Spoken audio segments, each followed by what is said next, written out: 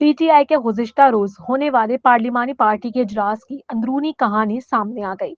ذرائع کے مطابق گزشتہ روز پارلیمانی پارٹی کے اجلاس میں بانی پی ٹی آئی کی رہائی کے لیے تحریک شروع کرنے پر غور ہوا، جبکہ سیاسی اور امن و امان کی صورتحال سمیت تمام دیگر امور زیر غور آئے۔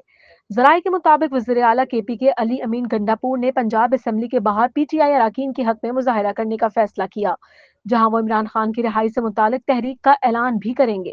ذرائع کا بتانا ہے کہ P T I Khyber Pakhtunkhwa کے صدر جنید اکبر خان، عاطف خان، شہرام خان اور شیر علی ارباب اجلاس میں شریک نہیں ہوئے۔ دوسری جانب ترجمان وزیر اعلیٰ کے پی فراز مغل کا کہنا ہے کہ وزیر اعلیٰ آج اسلام آباد کے لیے روانہ ہوں گے اور پھر لاہور جائیں گے۔ وزیر اعلیٰ کے ساتھ ارکان صوبائی اسمبلی اور تحصیل چیئرمین بھی جائیں گے۔